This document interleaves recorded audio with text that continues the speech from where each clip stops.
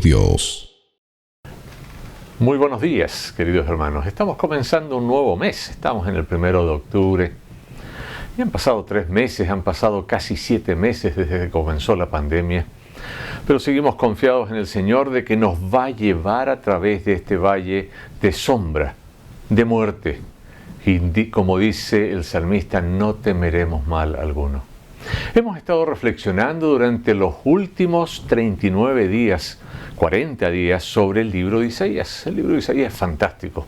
Es el más largo del Antiguo Testamento y quizás como obra literaria es el más bonito de todo el Antiguo Testamento. Es el que tiene una literatura muy alta, muy buena. Isaías vivió por allá entre el 740 y el 680 a.C. Y a partir del capítulo 41 comienzan a aparecer algunas profecías hacia el futuro.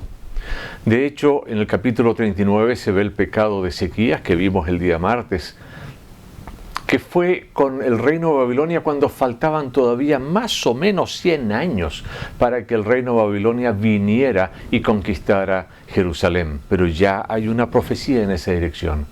En el capítulo de hoy, el capítulo 41, también parece apuntar a Ciro, algo que va a ser más explícito en unos capítulos más adelante. El libro de Isaías lo podemos dividir de distintas formas. A mí me gusta una que lo divide en 3 secciones. La primera sección son profecías de condenación, que van desde el capítulo 1 hasta el capítulo 35. Todas ellas son condenación, son profecías muy del tiempo de Isaías. Están relacionadas con situaciones en la época de Isaías, tanto de Judá, de Israel, como de naciones cercanas y algunas más lejanas.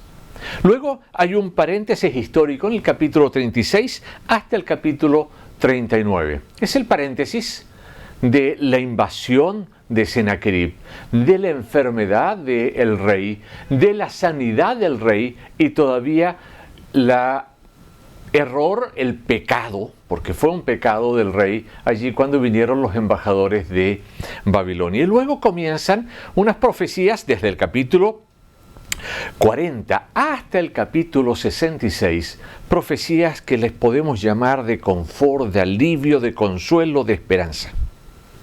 Y el capítulo 41 son esperanza y seguridad en la grandeza del Señor, en la grandeza de Dios. Este capítulo está dividido por su propia estructura literaria en 3 grandes secciones. La primera sección habla de la gloria de Dios sobre las costas. Ya vamos a hablar un poquito de eso de las costas. La segunda sección, Dios anima a Israel. Es la sección que a mí más me agrada de todo este capítulo, porque uno tiene preferencias entre una sección y otra. Y la tercera sección es la idolatría a prueba. Ahora, todo este capítulo está en un contexto de juicio. Y vamos a comenzar leyendo el versículo 1 de este capítulo 41 en este primer día del mes de octubre. Dice: guarda silencio ante mí, oh costas, y que el pueblo renueve sus fuerzas. Que se acerquen, luego que hablen, acerquémonos juntos para juicio. Algo que tenemos que tener en cuenta al leer el libro de Isaías es que casi su totalidad es poesía. Aunque a veces lo leemos como si fuera una historia, tal como leemos otros libros como Crónicas, como Reyes o Samuel, la realidad es que el libro de Isaías casi en su totalidad, especialmente en la primera y tercera sección, es poesía. Isaías tenía una capacidad muy grande como escritor. Y esta es una poesía, y es un desafío de Dios a los pueblos de las costas. ¿Qué significan los pueblos de las costas? Es una expresión usada en la Biblia en el tiempo de Isaías para referirse a naciones que están lejos del lugar donde están. En el concepto de tú tomas un barco para ir hacia ese lugar, por eso le llama, en otras partes lo traduce como las naciones de las islas o de las tierras lejanas. ¿Qué es lo que dice? Vengan, traigan sus argumentos, acerquémonos juntos para juicio. Y luego le habla directamente: Dios razona con estos pueblos. Dios les dice algunas cosas y comienza mencionando situaciones específicas que son conocidas por estos pueblos. ¿Quién levantó a uno del oriente? ¿Quién en justicia lo llamó a ponerse de pie? ¿Quién dio las naciones ante él y le hizo gobernar reyes?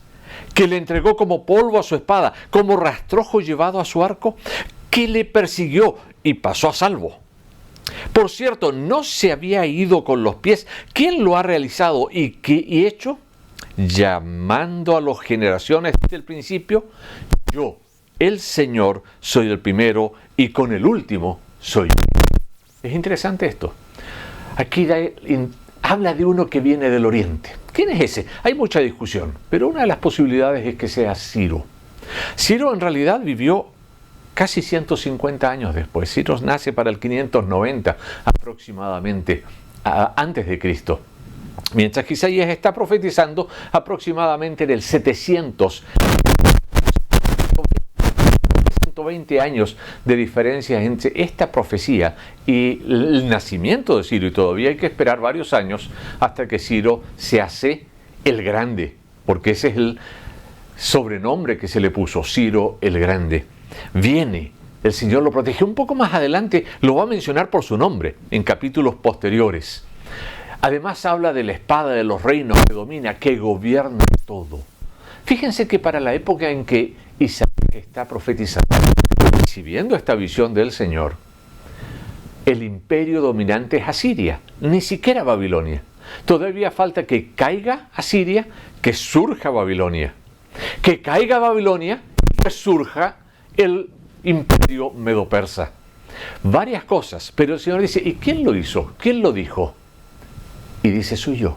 Y luego usa una expresión que nos acuerda la expresión de Apocalipsis. Yo soy el primero y soy el último. Soy el alfa y soy el omega.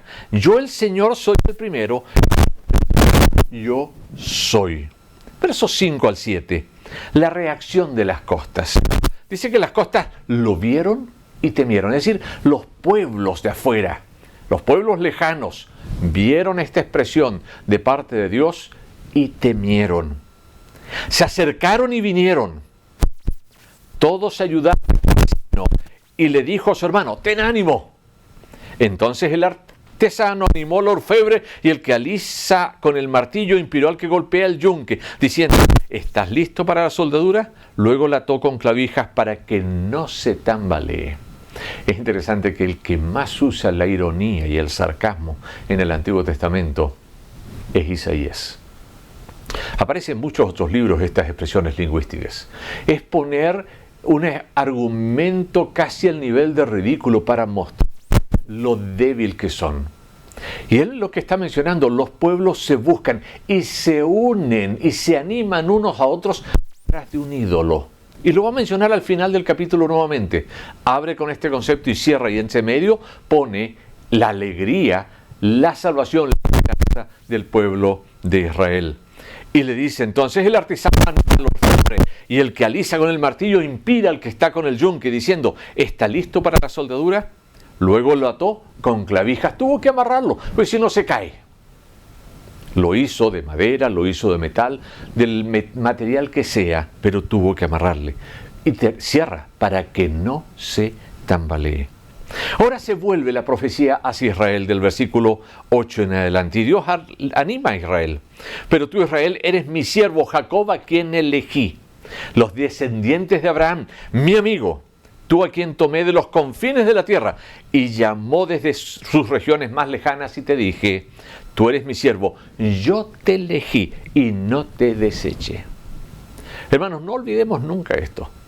Yo te elegí, dice el Señor, y no te deseché. Y vamos a ir rápido.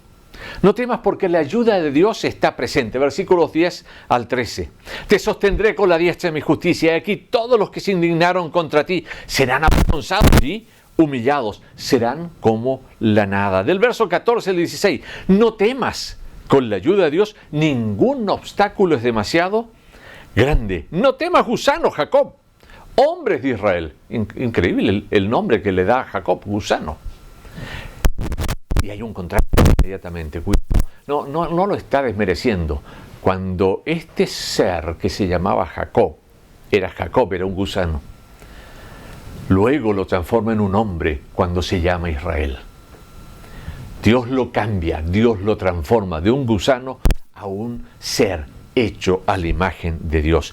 Y yo te ayudaré, dice el Señor. Del 17 al 20, dice, no temas, Dios tiene abundancia de recursos. El pobre necesita agua, dice el verso 17. Buscaba agua, pero no la hay. Sus lenguas fallan de sed. ¿Has estado con sed en un lugar donde no tienes nada líquido? Dice, yo, Señor, los escucharé, yo, el Dios de Israel. A partir del versículo 21 viene el desafío a los ídolos de la idolatría. No quiero ser duro, pero es lo que allí dice. Hay un desafío a poner en ridículo la idolatría. Verso 21, Dios llama a los ídolos y a sus adoradores a juicio. Porque hay un conflicto. Estos dicen, estos son dioses, y Dios dice, yo soy el Dios verdadero. Entonces le dice, presenta tu caso, dice el Señor, verso 21. Presenta tus fuertes razones, dice el rey de Jacob. Verso 22 al 24, Dios examina a los acusados, los ídolos y sus adoradores en juicio. Y esto nos lleva a pensar a lo que aparece en Apocalipsis capítulo 14, versículos 9 al 11, donde dice, cualquiera que adora a la bestia y su imagen también beberá del vino del furor de la ira de Dios. Muestra las cosas que vendrán después, dice, para que sepamos que sois dioses. ¿Puedes hacerlo? No, no puedes. Si hace el bien o el mal, para que estemos consternados y lo veamos juntos. Vamos, yo quiero ver tus obras.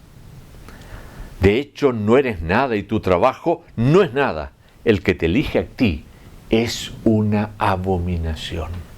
Y ahí está el contraste. La confianza del pueblo de Israel está en el Dios verdadero. La confianza de las costas está en los dioses falsos. Y termina con un resumen. Los ídolos no valen nada y el hombre está totalmente limitado. Vamos a cerrar. Aparte de Dios, en el gran esquema de las cosas, toda la grandeza del hombre es inútil. Y todas las grandes obras son nada. Y los ídolos, sus imágenes moldeadas son viento y confusión.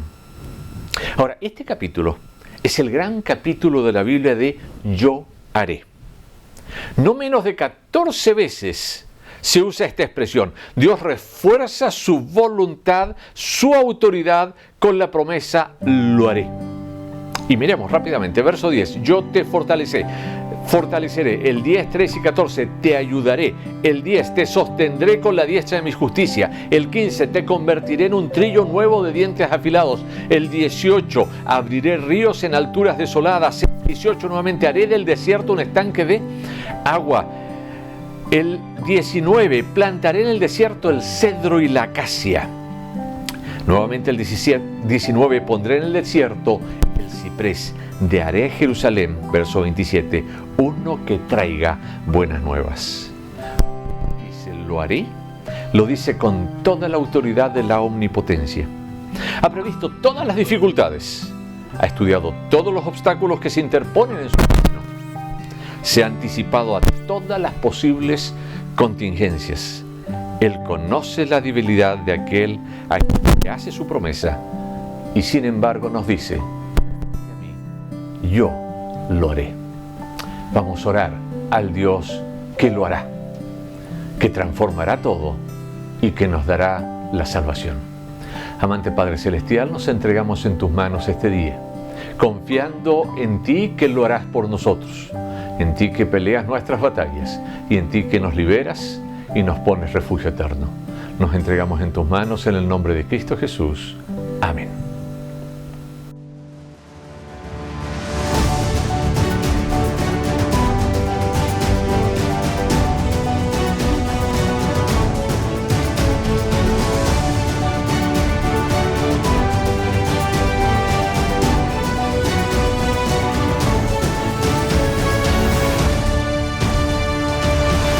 Primero Dios.